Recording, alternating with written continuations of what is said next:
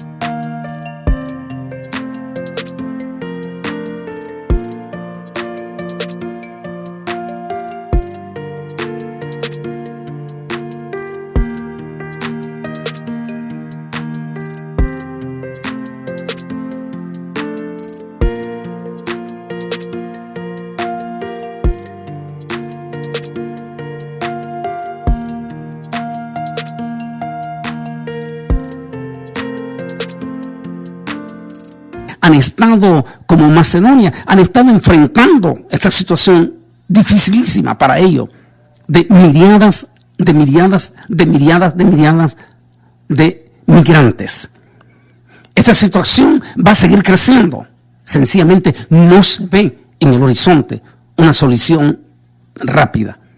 Las situaciones, aparte, como dije en el programa anterior, tenemos un pronóstico de un cambio climático que es una realidad.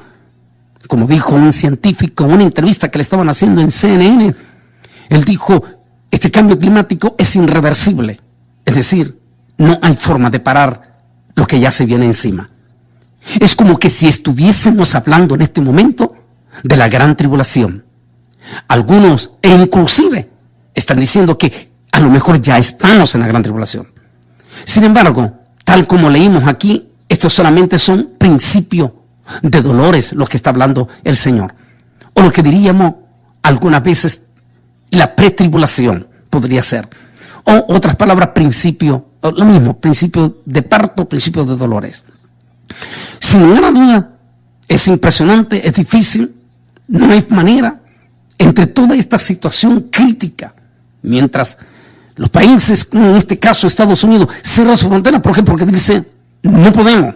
Es que igual actuaron en su momento los europeos. Parecían momentos, acciones drásticas, pero la situación es que definitivamente es caótica. Por el otro lado, se ve también en la cantidad de la gente que viene, entre ellos niños. Es decir, es una situación que se les está yendo de las manos, porque no ven tanto Norteamérica, en este caso el propio Estados Unidos de Norteamérica y el propio México, quien en estos momentos no se ve capacitado o al mismo tiempo no siente temor, siente miedo en proceder para ver qué puede hacer ante esta situación. Pero esa misma situación, como dijo, la están viviendo y la siguen viviendo también los europeos y posiblemente múltiples de otros países en el mundo, algunos en menor grado. Podría ser el caso de los colombianos y los brasileños, con las miriadas de inmigrantes venezolanos, donde en su país Venezuela no se ve hasta el momento que el sol se asome. En estos momentos la situación es gravísima y eso ha provocado y sigue provocando la estampida de miriadas de venezolanos hacia las fronteras de mayoritariamente Colombia, Brasil, Ecuador y Perú. Esta situación también los tiene a ellos eminentemente preocupados. Y como dije en algún momento también, el presidente Piñera de Chile tuvo que cerrar los múltiples o restringir los múltiples de vuelos que venían desde Haití hacia Santiago de Chile, porque llegaban completamente repletos y instantáneamente ellos bajaban del aeropuerto, se declaraban inmediatamente inmigrantes. Ante estas situaciones tuvo que tomar acciones drásticas y, por supuesto, todas esas acciones que toman países como Colombia, Brasil, Ecuador o el mismo Perú, a veces no repercuten porque no son de la trascendencia de los Estados Unidos de América, que lo que haga, sea bueno o sea malo, va a repercutir dentro del mundo por ser la primera potencia del mundo. Por eso, lo que estamos viendo es sumamente preocupante y delicado, sin lugar a duda, en esta situación, que posiblemente, tal como lo vemos proféticamente, por eso estamos llamando al tema tiempos proféticos, la situación podría seguir empeorando y las crisis podrían seguir creciendo, lo que abonarán el terreno para que miriadas de inmigrantes abandonen sus lugares de origen y procedan a los países vecinos en busca de un futuro mejor, como está sucediendo con las miriadas de inmigrantes que vienen de El Salvador, Guatemala, Honduras y el mismo México. Mientras todo esto está pasando, una situación donde el presidente Donald Trump este día 9 de abril hablaba en una rueda de prensa en la Casa Blanca, donde se mostraba sumamente preocupado y eminentemente, ¿cómo se puede decir?, sin armas, cómo poder enfrentar la situación delicadísima que se está dando en la frontera. Eso presagia, lo que estamos viendo, presagia que la situación va a empeorar y va a ser mucho más difícil todavía. Vamos a ver llanto, lágrimas, dolor, pero tal como lo dijo la propia palabra del Señor Jesucristo, estos solo son principios de dolores de parto. Mientras todo esto se estaba hablando, también otra de las gran noticias es, sin lugar a duda, la entrada de Israel a la profecía. Sorprendente, fuerte, en este 10 de abril. Y es que el primer ministro Benjamín Netanyahu no solamente mantuvo la coalición de la derecha, quien ganó en los comicios electorales llevados a cabo este 9 de abril en Israel, donde su coalición o los partidos de la coalición de la derecha volvieron a ganar o ganaron mayoritariamente para hacer que el primer ministro Benjamín Netanyahu pueda obtener de una forma histórica su 5º mandato consecutivo, lo cual es histórica y eminentemente profética. Primero porque, tal como lo explico en mi libro Israel al filo de la profecía, en un artículo que escribí acerca del primer ministro Benjamín Netanyahu, en este libro estoy diciendo que cuando él llega, hace poco más de 20 años, al poder, e inmediatamente fue algo impresionante la llegada de él. Inmediatamente dice, cito el artículo en que se menciona en Israel, dice que su llegada automáticamente dividió a la nación, separó a los fieles con los infieles prácticamente, o lo que podríamos decir los religiosos que estaban preocupados por el excesivo liberalismo de una gran parte de Israel, que han llegado a extremos tan grandes como hasta de llegar a llamar a Tel Aviv como la capital del mundo gay, algo completamente incoherente con la nación que es la nación de las Sagradas Escrituras. Con la llegada hace 20 años del primer ministro Benjamín Netanyahu, inmediatamente se separaron, o sea, se dividieron esos dos grupos.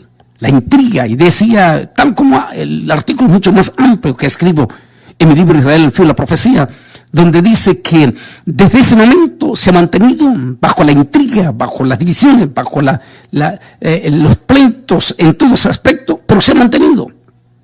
Lo más importante de todo, dice, es que increíblemente es un primer ministro que se considera mesiánico. ¿Qué quiere decir mesiánico? No de los movimientos raros ahí que se escuchan de supuesto mesiánico, grupos. No. Aunque están los verdaderos judeos mesiánicos cristianos o judeo-cristianos en este momento en Israel y también en Nueva York, que abunda mucho en las comunidades también. Pero está el movimiento mesiánico no cristiano. Este es liderado por los grupos de los Hasidim o los ultra ortodoxos o los mismos religiosos que se consideran mesiánicos por el aspecto de que esperan al Mesías. No necesariamente la venida de Jesús, sino al Mesías. Recuerda que ellos todavía no creen que Jesús es el Mesías. Y esperan ese Mesías a quien los cristianos llamamos el anticristo. El primer ministro, él cree fielmente también en ese grupo religioso. Él cree en la venida de ese Mesías y están esperándolo. De allí que el que gane en este momento su 5º mandato, sobrepasando históricamente a los grandes famosos que fundaron esta nación, incluyendo a David Ben Gurion, a Menachem, a Isaac Rabin e inclusive a Simón Pérez. De momento, él entrará, eso es un hecho ya, según los últimos sondeos que se dan en Israel, es un hecho. De hecho, vamos a leer inmediatamente también las palabras del propio presidente Donald Trump, quien este mismo 10 de abril mandó palabras de felicitación para su gran amigo, a quienes, como digo en mi libro Israel, el filo de la profecía, se conocían desde que eran muy jóvenes en Manhattan, Nueva York. Dice así, en una rueda de prensa Trump agregó: escuché que Netanyahu ganó, es un buen amigo y quiero felicitarlo. Todos dijeron que no hay posibilidades de paz, pero ahora con Netanyahu creo que hay una posibilidad aún más alta. Por otro lado, el asesor de seguridad nacional de la administración Trump, John Bolton, dijo en una entrevista en la prensa local que la propuesta de paz del gobierno estadounidense será publicada en un futuro muy cercano, aunque no especificó fecha. Hay un tema que tengo y que lo estoy dando en nuestras conferencias, y que lo estoy compartiendo en cada uno de los lugares donde voy a estar yendo. Eso quiere decir que este fin de semana en Houston, el otro en Cancún y por supuesto lo vamos a hacer en San Miguel, El Salvador. En otras palabras, estamos preparando, hablando a la gente que los pasos finales se están dando. En eso estoy hablando, pasos finales, donde estoy hablando acerca de este pacto que fue profetizado por Daniel y que múltiples de maestros de instituto bíblico y destacados profesores a nivel de teología universitaria a lo largo de los siglos, de todos estos siglos, por no decir de 20 siglos, hablaron sobre esa impresionante profecía o ese tratado de paz. Tal vez ninguno de esos maestros, algunos, la inmensa mayoría de ellos ya están en la presencia del Señor, no tuvieron el privilegio de ver la realidad. Yo podría hablar de los más contemporáneos, de esos grandes maestros, o por qué no decir, esos grandes escatólogos. Tal vez en el habla inglesa hablaríamos de el que recién se nos acaba de ir, el doctor Tim LaHaye, que no pudo ver, estuvo cerquita, pero no pudo ver ya esos pasos finales, porque apenas en el 2016 se fue. El otro que no pudo entrar ni siquiera al siglo XXI fue Domingo Fernández, el escatólogo hispano, que también hablaba constantemente de esa impresionante profecía, el pacto de la profecía de Daniel. Ninguno pudo ver, hablaron, pero no pudieron ver lo que en este momento nosotros ya lo estamos viendo en el umbral de este tiempo que estamos viviendo.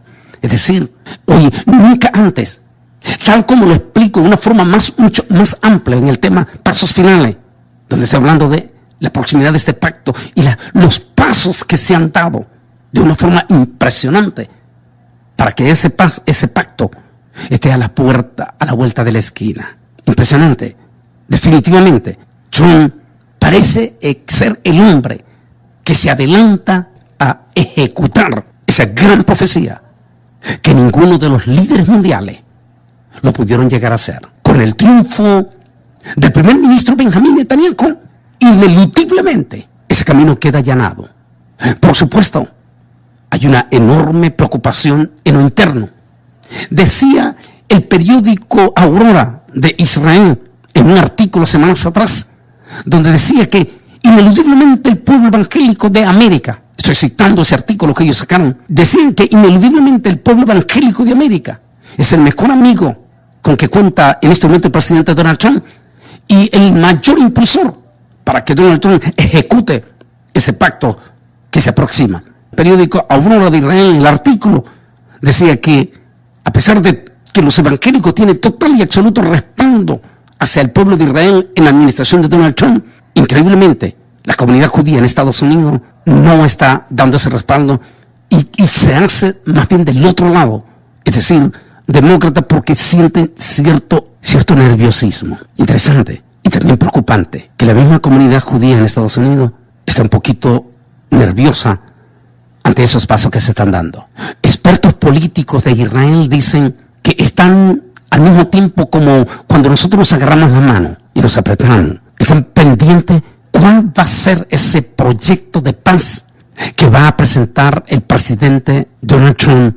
Posiblemente algunos piensan a finales de este año 2019 para que entre la acción para ese 2020 que va a ser caliente por las elecciones en los Estados Unidos de América. La preocupación o nerviosismo quizás de la comunidad judía tanto en Estados Unidos como en el mismo Israel es que la propuesta de nuestro presidente, que cuando propone algo lo hace con capricho, y en ese capricho él se pone e impone y nos echa para atrás. Entre esa propuesta se supone o se tiene nerviosismo de que entre esa propuesta vaya la partición de Jerusalén.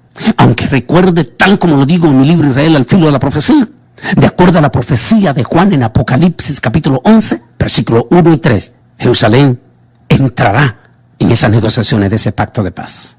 Fuerte los tiempos que estamos viviendo, ¿verdad? Extraordinario. Después de este triunfo del primer ministro Benjamín Netanyahu, el terreno parece estar allanado y ese mandato histórico que rompe todo el sistema profético en este momento dentro de Israel. Mientras todo esto se estaba dando, otra noticia, este mismo 10 de abril, era impactante, en especial para nosotros, los escatólogos. Sí, tan como decía este tremendo siervo del Señor que estuvo conmigo en algunos momentos allá en el extremo sur de Chile. Este hombre que es un siervo de Dios, respetado en todo Chile. Me impactó cuando él decía que cuando le tocaba hacer la presentación a su servidor, que tuve el privilegio de que fuera él en varios de los eventos, que hiciese la presentación para presentar a su servidor. Este siervazo de Dios chileno, decía él, los escatólogos son los profetas de este siglo XXI. Los profetas generalmente tenían la tendencia de hablar lo que los demás todavía no entendían. Se paraban donde los demás no se podían parar. Hablaban lo que los demás todavía ni siquiera lo podían mirar, ni en sueño. Algunas veces, dijo este tremendo hombre de Dios, esos hombres eran mal interpretados, eran perseguidos, eran odiados y eran objeto de toda clase de burla, porque ellos estaban parados donde aquellos que tenían el espíritu de falso profeta no podían decir, o no podían vislumbrar, o no podían tener lo que estos hombres podían ver. Como decía este siervo de Dios, múltiples de veces esos hombres, esos escatólogos, padecen de insomnio, no pueden dormir, porque ellos están viendo lo que los demás todavía no pueden ver. Y es que, ineludiblemente, estamos viviendo estos momentos extraordinarios. Y como escatólogos, a veces queremos decir más y nos da hasta miedo, porque estamos viendo el gran acontecimiento profético como nunca antes lo habíamos visto. Lo que nuestros grandes maestros en teología lo predicaron, pero no lo vivieron. Lo vieron, lo predicaron, lo vieron de lejos, pero no se llegó el tiempo para que ellos lo experimentaran. Ahora nosotros lo estamos viviendo, lo estamos viendo, la proximidad de esos grandes acontecimientos. Cuando hablamos de todo esto, de esos escatólogos de este siglo XXI, y nos acordamos de esos escatólogos del siglo XX, por no decir los profetas, los que hablaban del tiempo final. No. Cuando hablamos la palabra profética, no estamos hablando de ciertos charlatanes que utilizan para otros beneficios. No, estamos hablando de aquellos que hablan de los grandes acontecimientos, de los hechos, tanto en lo político, en lo religioso, en lo geológico, en todo, porque todo tiene que ver con la profecía. Estamos hablando de esos grandes hombres. Y uno dice, aquel G. Ávila, que tal vez no fue un gran maestro en teología, pero que en su momento era considerado como ese escatólogo. ¿Por qué? Porque siempre estaba hablando, en todo momento, estaba hablando él siempre de la venida de Cristo y del arrebatamiento de la iglesia. El siervazo G. Ávila no llegó a vivir estos momentos, estos pasos finales, o este tiempo extraordinariamente cargado de profecía. ¿Y por qué hablo esto? Porque entre todo esto siempre hablábamos los escatólogos de ese cielo, de la profundidad, de ese tercer cielo. Esta mañana de abril 10, más de 200 científicos estaban en todos los noticieros mundiales hablando de lo impresionante, del impresionante hallazgo. La primera imagen de un agujero negro ha sido publicada este miércoles por un equipo internacional de más de 200 científicos, dice el periódico El País. El cuerpo en cuestión está en el centro de la galaxia Messier 87 M87, a una distancia de 55 millones de luz. Hasta ahora, la existencia de estos objetos extremadamente densos se conoce solo por medios indirectos, pero nunca se había observado. La imagen es impresionante y también da este escalofrío. Algunos dicen, uno de los 200 científicos dijo que es como un superpoderoso ojo, así. La imagen, y la tengo, la vamos a mostrar en los eventos donde voy a estar. Dice que uno de estos 200 dice que es como un super ojo, por primera vez, un super ojo que desde lo profundo del universo nos observa a la Tierra como una pelota de tenis. Dijo que ese superpoderoso ojo, que es como ellos captan esa poderosa imagen nunca antes vista. Oye bien, tiene un diámetro de 24 millones de kilómetros. Estamos hablando de un superpoderoso ojo, 17 veces más que el diámetro del Sol. Me recordaba esta mañana la palabra también ya desaparecido del científico ese famoso científico que habló del espacio y que dijo una vez, todavía no tendremos, posiblemente pasaremos siglos para descubrir lo que hay más allá del segundo cielo. Pero de una cosa sí estoy seguro, dijo este científico, que ya, quizás en el tercer cielo, un poderoso y majestuoso personaje con su superpoderoso ojo nos observa y observa cada movimiento, cada detalle y cada minuto de nosotros. Es posible que esta noticia de esta mañana, de estos 200 científicos y de este impresionante hallazgo, de ese poderosísimo agujero negro, misteriosísimo, que hablo en un tema que tengo titulado El infierno. Ellos dicen, nunca habíamos visto esa imagen. Citaban a dos grandes hombres, a Isaac Newton, a quien le llamaban el escatólogo del siglo de la Edad Media, un judeo cristiano científico, y a Albert Einstein esta mañana. Sea lo que sea, son tiempos proféticos impresionantes que anuncian que el Rey de Reyes y Señor de Señores viene. Y quién sabe si ese poderoso ojo de ese agujero que se acaba de ver esta mañana sea un anuncio de el ojo de Jehová observándonos en todos nuestros movimientos y anunciando que su venida está cerca. Termino con este pasaje de la Biblia, también lo hice la traducción del hebreo. Aparecerá la señal en el sol, en la luna y en las estrellas, y en la tierra las naciones estarán en ansiedad y descontento al sonido del bramido del mar, y la gente se desmayarán de miedo por la expectación que estará sorprendiendo la tierra, porque los poderes del cielo serán zarandeados, y después verán al hijo de Ben-Hadán viniendo en una nube con tremendo poder y su Shejinah. Cuando estas cosas comienzan a suceder, parece y levanten firme la cabeza, porque están por ser liberados. Lucas 21, 25, 28.